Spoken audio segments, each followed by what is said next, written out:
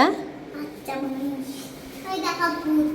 কালকে আমরা যাব আমরা নিকো পার্ক যাব না ওয়াটার পার্ক যাব?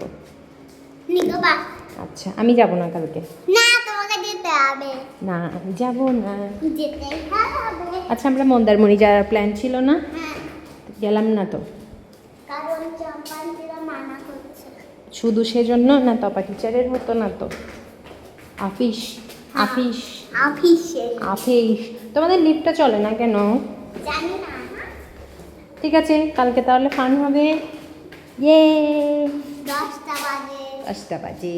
Hello everyone, welcome and welcome back to my channel. Video শুরুতে তো শুনেই নিলে কোথায় যাওয়ার প্ল্যানিং হচ্ছে, আর এইটা হলো সেই দিনটা ঠিক সকালবেলা। আমরা সবাই অনেকটা বেশি এক্সাইটেড ছিলাম। রিলে আমি তোমাদেরকে শর্টসে বলেছিলাম যে মন্দারমণির একটা ট্রিপ আমাদের প্ল্যান ছিল, বাট আমার অফিসের ছুটি না পাওয়ার জন্য ওটা আমাদের সকলকে ক্যান্সেল করতে হলো। তাই আমরা প্ল্যান করলাম সবাই মিলে যাব নিকো পার্কে। Good morning everyone, welcome and welcome back to my channel.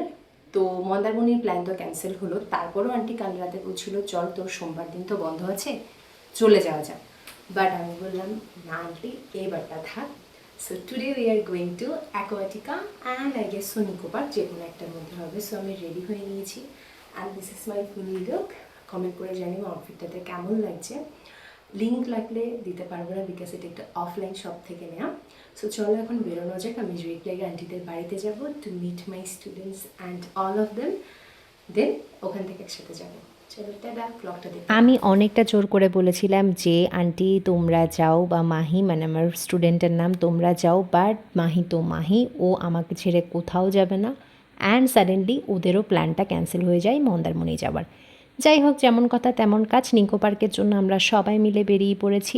আর তোমাদেরকে আমি একটা কথা জাস্ট বলে দিই, রিলে তোমরা অল্পটুকু দেখেছো ফান, আমি তোমাদের এটা বলছি আমরা যা মজা করেছি, যা ফান করেছি তার 0.01% আমরা দেখাতে পারিনি। এত বেশি মজা, এত বেশি ফান করেছি যেটা বলার বাইরে। মানে ওয়াটার পার্কে গিয়ে আমরা লিটারেলি ফোন পুরো সাবমিট দিয়ে দিয়েছি, কারণ আমরা সকলেই তোমাদের সাথে মেবি আমি শেয়ার করেছিলাম যে আমার আগের ফোনটা দীঘাতে গিয়ে কি ভয়ানকভাবে নষ্ট হয়ে গেছিলো। তো শুধু আমার ফোন বলে না, আন্টিদেরও অনেক ফোন নষ্ট হয়ে গেছিলো। ওদের একটা খারাপ কপাল ছিল, এটা বলার আর কিছুই, আমরা তখন সবাই আনলাকি ছিলাম। যাই হোক, এখানে আমরা প্ল্যানিং করছিলাম, মানে ও আমার সাথে প্ল্যাটিং করছিল প্রথমে আমরা কোন রাইডটা চড়বো, কী চড়বো না চড়বো। অ্যান্ড আমি তোমাদেরকে একটু কস্টিংটা বলে দিই, এখানে তোমরা অনেকে হয়তো জানতে চাইবে। আমরা যেহেতু উইথ ফুড প্যাকেজটা নিয়েছিলাম তাই এক একজনের 1300 টাকা করে টিকিট পড়েছিল। আর আমরা একদম রাইডিং মোটামুটি করেছি, জলেও অনেক আনন্দ করেছি। তো আমরা মোটামুটি 5 জন ছিলাম, তো আমাদের 6500 মতো টিকিটের প্রাইস পড়েছে। বিশ্বাস করো ওই পুচকিটার টিকিটটাও কিন্তু ওরা 1%ও টাকা কমায়নি, যেটা আমার একটু বেশি মনে হলো।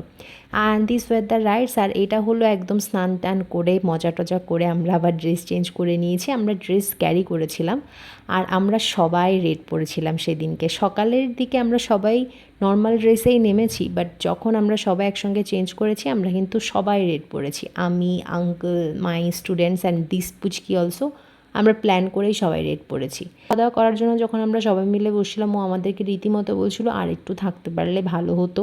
ওর লিপসিংটা দেখে তোমরা হয়তো বুঝতে পারতে, যেহেতু এখানে অনেকটা কেওস না, আমি তাই ভয়েস ওভার দিয়ে দিচ্ছিলাম, যাই আদারওয়াইজ আমি ডিরেক্ট ভয়েসটাই দিতাম। বিশ্বাস করো প্রচণ্ড বেশি কেওস ছিল। তারপর ফ্ল্যারিস থেকে একটু কেক খেয়ে নিলাম, কারণ খুব একটা ক্রেভিং হচ্ছিলো কেকের, যেটা ক্লিপ তোমরা পরে একটু দেখতে পাবে। আর ওর তো মানে আমার সঙ্গে ভিডিও করবে, আমার সঙ্গে ছবি তুলবে, ওর সমস্ত ফান শুধু আমার সঙ্গে, because we love each other so much.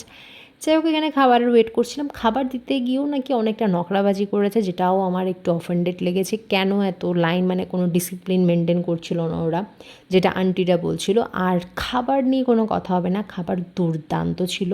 যেটুকু দিয়েছিল সেটুকুর মধ্যে অসাধারণ খাবার ছিল। আর এই একটা জায়গা বুলবুলাইয়া বা সামথিং, এটা আমি নিকো পার্কে আগেও গেছি। আমার একদমই জঘন্য লাগে জায়গাটা, ঢুকলে আর বেরোনোর কোনো জায়গা থাকে না, এবং পাজেল মনে হয়, নার্ভাস লাগে। এবং সত্য কথা বলতে আমরা 3 জন ঢুকেছিলাম, আমার তো পুরো মাথায় গরম হয়ে যাচ্ছিলো যে কী এক জায়গার মধ্যে ঢুকেছি না ঢুকেছি, কী করে বেরোবো। বাই দ্য ওয়ে, তোমরা দাঁতের জন্য অনেক কোয়ারিজ করেছো আমার নিজে, সেটা নিয়ে আরেকটা ভিডিওতে আমি ইন ডিটেল তোমাদের সমস্ত কিছু বলবো। ডে বাই ডে আমি সুস্থ হচ্ছি। চলো আজকের জন্য এইটুকু, তারপর স্টুডেন্টের বাড়িতে গিয়ে 1 কাপ চা খেয়ে বাড়ি চলে আসলাম। দিনটাকে খুব সুন্দর করে শেষ করলাম। দেখা হচ্ছে নতুন একটা ভিডিওতে, সাবস্ক্রাইব করতে ভুলো না। বাই।